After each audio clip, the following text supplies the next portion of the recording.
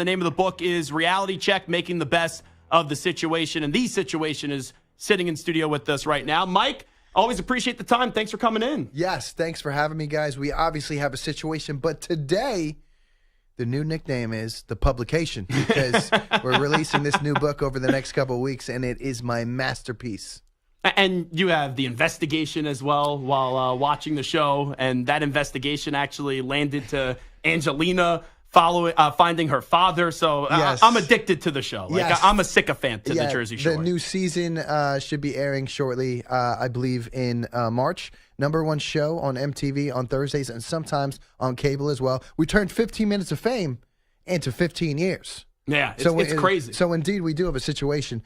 But thanks for having me. Yeah, thanks so much for coming in. You know, it's wild. Like when I first watched the show, I think I was in either high school or middle school. Okay. And now seeing you guys with families, it's wild with kids. Now you guys go on vacations. It's like, what shirt is Dina going to make you wear and make a nice family picture? It's wild to see how you guys have grown up throughout the years. I mean, it's definitely unheard of for a reality show to be cast-driven for 15 years. You can't really name any. Actually, you might be able to name one. Maybe Kardashians. Yeah. Maybe. But the fans, the viewers, they have grown up with us, and we are definitely very grateful for that. But I'd have to say, I mean, I'm a fan of the show myself. I mean, it's a funny show. It's got funny lines, funny jokes, and it's just we get into shenanigans. We're like the Friends version of reality TV, I think. Yeah, no, it's a great way to put it. And also, I'm a little concerned about you today because you've been doing this PR tour since like 9 a.m. I know. I'm a little tired right now. but you can't go like 30 seconds without eating. Like when they told me that Mike was already here and you're supposed to come on at 5:20, I go, guys, we have no food for him because the way you eat on the Jersey Shore, you order everything off the menu. It's crazy. I do. I do have an obsessive personality, and I love food just like everyone else. I think that's very relatable. But it's like my thing on TV. You know what I mean? When I go to a restaurant, I believe in good food, even if it means ordering the whole menu. One of everything. Yeah, pretty much, yeah. So ideal meal here. What's your ideal appetizer? You get one thing for the table. What is it? Oh, wow. You can't just get one thing. Really, one thing? Well, that's why it's a tough question. Yeah, it is a tough question. I know you would order like every single thing on the menu, not all 8 appetizers, just one appetizer. All right, if I got to pick one thing, right? I got to go with the seafood tower that's got, you see how I did? You see what I did? You see what I just got? The seafood tower's got about 3-4 levels sometimes to it. That's got the oyster, the calamari, the shrimp. If you got to pick one thing, the seafood tower, you got your bang for your buck right there. Yeah. All right. Now, the appetizers go away. Main course comes out. What's the main course for you? I feel like it's a pasta, right? Pasta is my favorite. It definitely is. Pasta is my favorite, probably then a chicken cutlet, then a surf and turf. And I don't even need to ask you the dessert, right? It's the funfetti cake. Yes.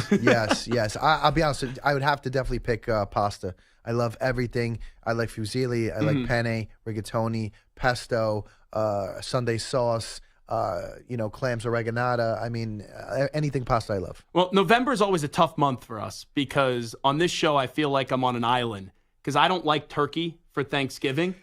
You know what? I think it's an unpopular opinion to say that, but I'll be honest with you. I am not the biggest fan either of some of the menu options for Thanksgiving. I like to Italian it up a little bit. I like to add some baked ziti or something to it, which a lot of the times most families and households don't do. Well, we flipped the bird to the bird many years ago, and now we just make sure that the lasagna is the featured dish. Oh yeah. And that's the way to go. And it's funny. It is. When you're on a platform like this, I feel like I'm the voice for the voiceless on Thanksgiving. I can't tell you how many people reach out to me and they go, turkey just sucks on Thanksgiving. Yeah, I mean, to be honest with you, if you want to put together the perfect Thanksgiving meal, you should throw in the lasagna or some baked ziti. And to be honest with you, the turkey wouldn't be my main. I might even throw in some ham. Yeah. I might even throw in some lamb or something. Yeah, it's like Dan Campbell, the Lions. You know what I'm saying? Coach. I don't know if I'm not the biggest fan of turkey. Obviously, I enjoyed Thanksgiving this year, but you got to jazz it up. Talking to Mike, the situation. The name of the book is Reality Check: How I Overcame Addiction, Loss, and Prison. some people may be like, oh, why do they have the situation on a sports show today? The reason why I wanted to bring you on, not only have we got to know each other a little bit throughout the years, but I think people hearing your story is important because it doesn't matter, sports fan, not. A lot of people go through what you had to go through, and you've been an inspiration to many people to try to fight through some of those demons. Yeah, as an early man, I was subject to a life of excess. I was blessed early on in life with, millions of dollars in my dream job, and eventually I didn't know who I was, at the core. I had an obsessive personality, and everything eventually became obsessive. The parties, the women, the drugs, the money. And eventually most people are unable to get out of that lifestyle of excess. And they either, unfortunately, they die there or they just never get out of it and never transition to family life and mature. It's just a tough life to get out of. You hear stories all the time that, these athletes and these celebrities making millions, right? They're driving the Ferraris and then they just never get out of that lifestyle of excess. But for me, eventually I did hit rock bottom, but I used rock bottom as a trampoline, okay? And I started to rebuild my life. I'm now 8 years clean and sober. Congratulations. I'll be celebrating over the next couple days on social media.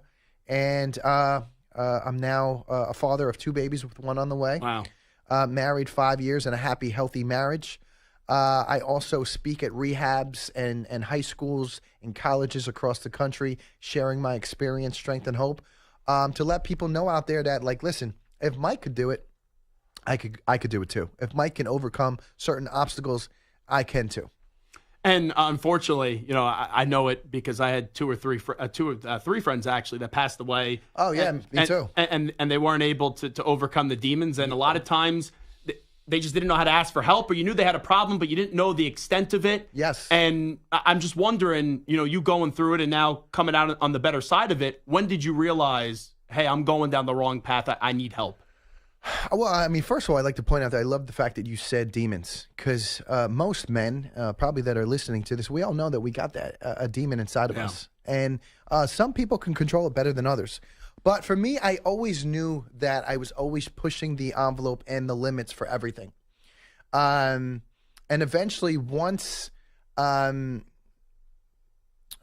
guess, once my behavior became too reckless, and I started to put my job at risk and my friends and relationships at risk, and I started to lose money, eventually I found myself almost homeless, okay? Wow. I almost found myself almost homeless. The government was coming after me for millions. Couldn't pay for the lawyer anymore. I had to put up the hands in surrender and be like, man, I need to get some help. And I think it takes a lot of courage to put your hand up and be like, listen, my way has led me to almost killing myself or destruction or jail or prison. I got to try something different. You know what I'm saying? I got to try something different. And that's exactly what I did. I pretty much changed everything about myself that was negative. I realized that I had an obsessive personality, and I could only feed myself positive behaviors.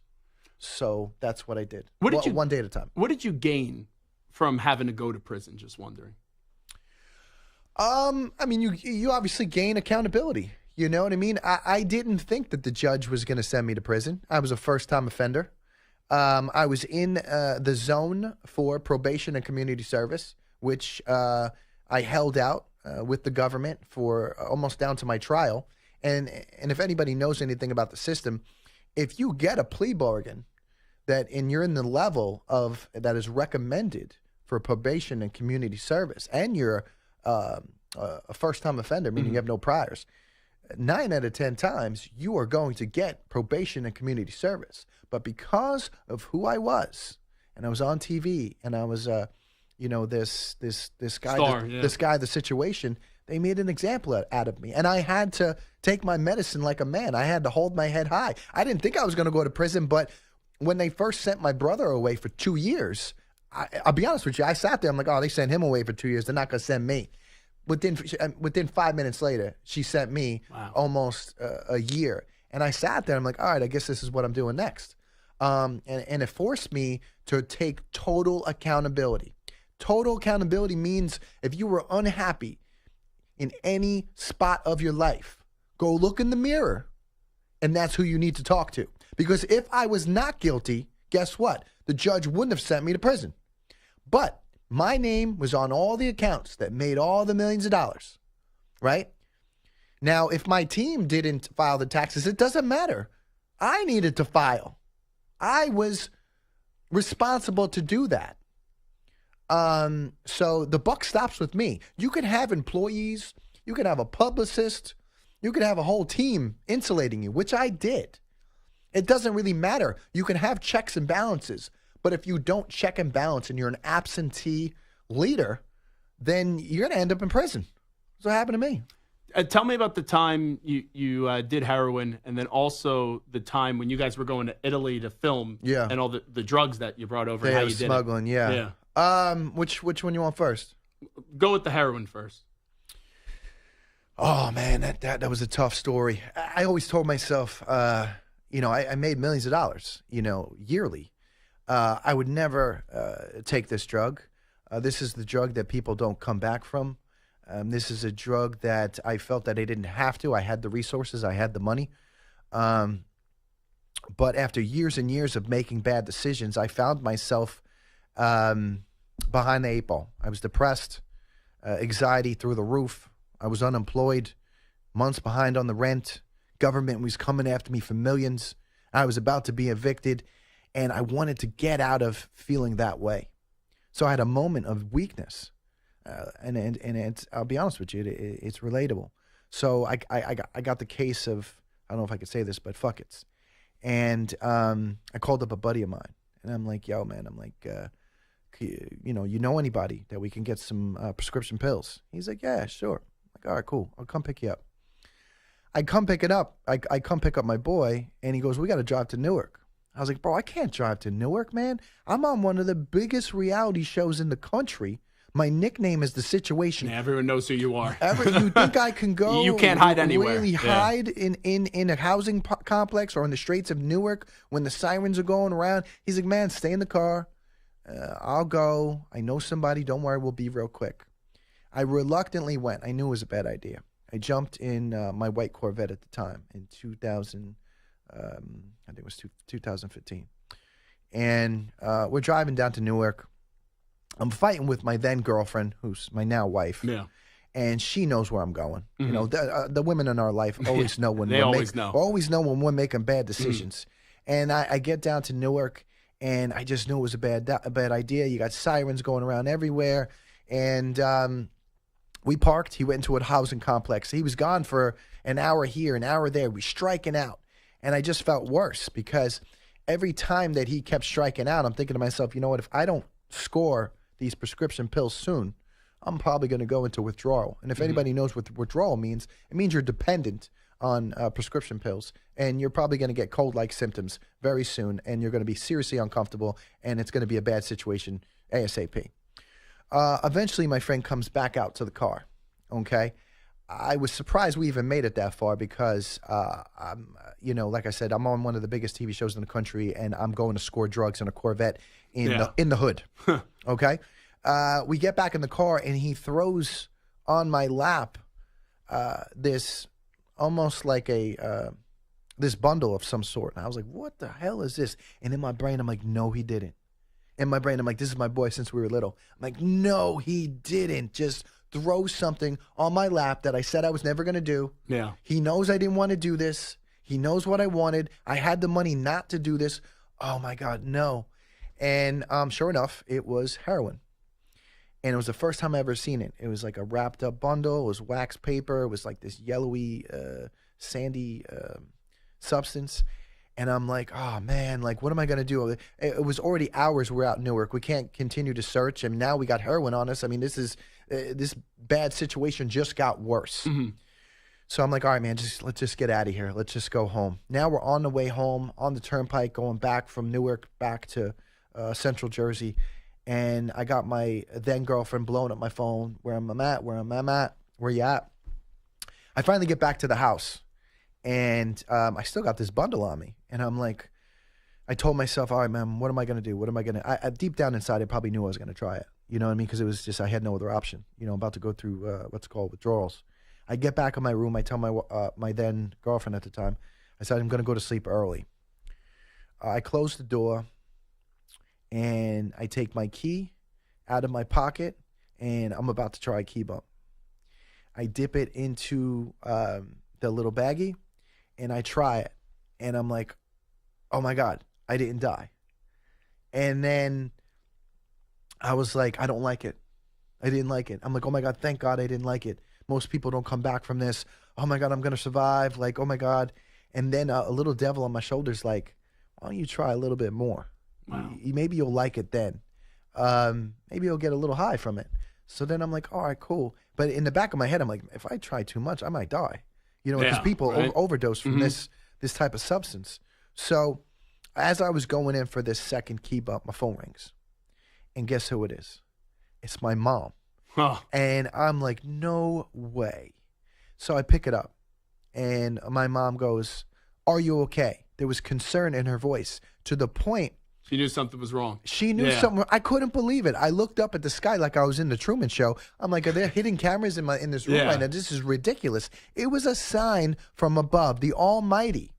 Okay, send an angel down to try to save me. But you need to stop what you're doing now. I had my eyes and I had my ears open up slightly enough. Obviously, they weren't open a lot because I went down to Newark to get this substance, but they were open slightly enough for me to listen to this message. And at the same time, somebody at the door is knocking. It's my then girlfriend, who's my now wife, knocking at the door. And I'm like, all right, this is too much. This is a wrap. Yeah. This is a wrap. This is not supposed to happen. Maybe if I would have went forward, I would have died.